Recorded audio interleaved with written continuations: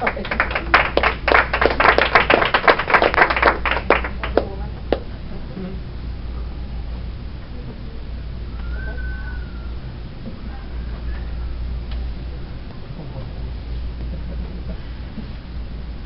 I have the privilege of honoring one of my role models and friends. Madam Toastmaster, fellow Toastmasters, and welcome guests.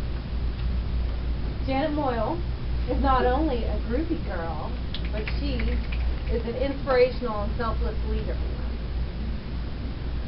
The president of a club sets the tone for club meetings, do they not? Yes.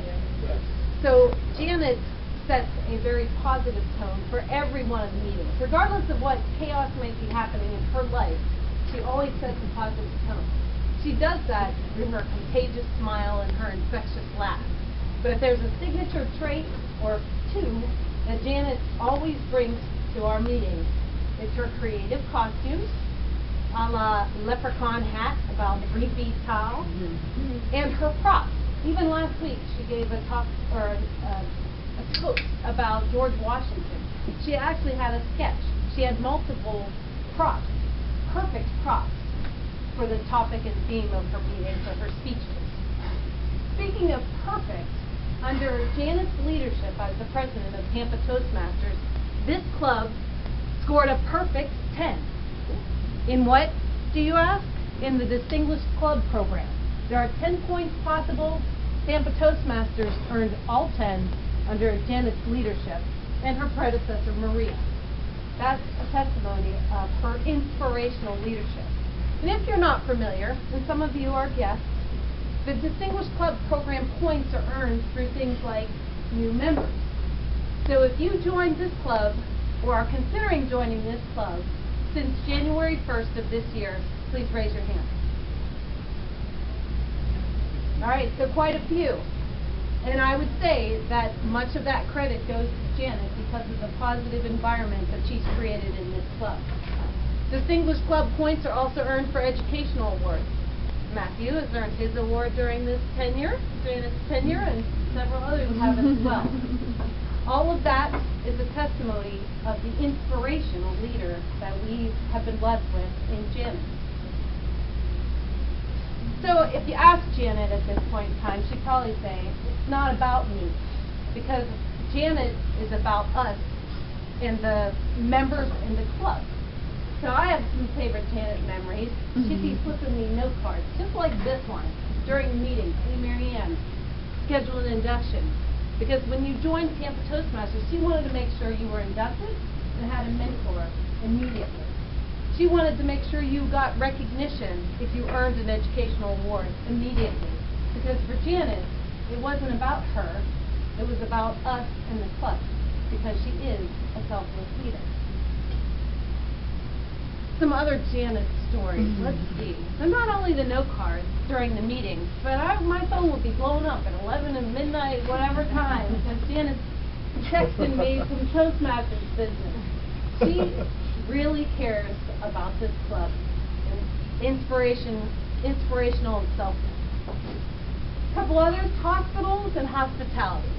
So with Janet, we made visits to club members who were hospitalized, and I had the fortune of being her roommate at one of the Toastmasters conference. And talk about hospitality. There was a spread of food and beverage, and I won't go into detail, but Janet, you are not only an inspirational and selfless leader, but you're also a good friend and role model to me.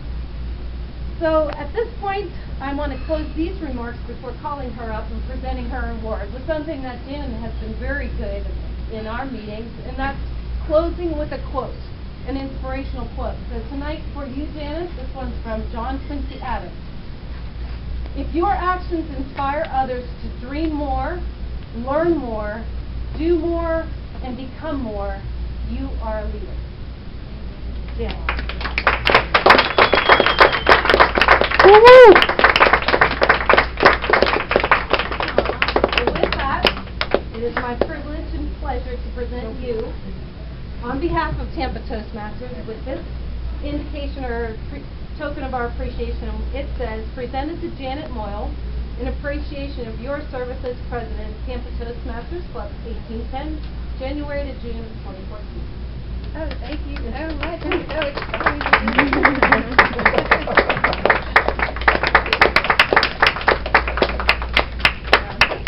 Thank you, President of the Academy, and the Academy here tonight. I've got my little notes here to make sure I thank everybody.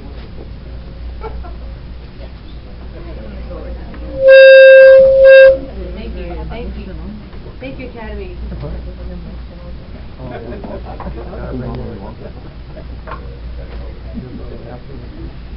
I am so honored and so humbled, and thank you so much, everybody here.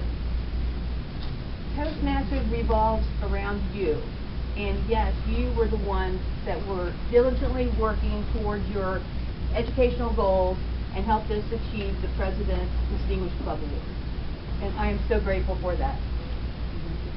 I also want to thank my officers that were magnificent, they worked pro bono, and they went the extra mile. So I would like to, if you are here tonight, to come forward and get your pen. Sergeant of Arms, Kevin Hearn.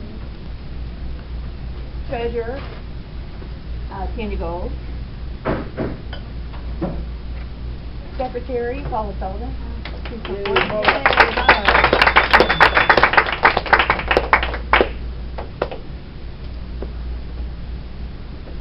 And next, our Vice President of Public Relations, Matt Rayfield.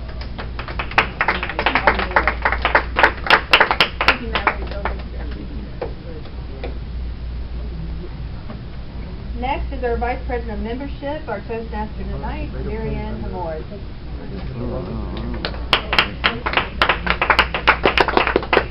And now our past Vice President of Education, my friend Marianne Geesey, come forward.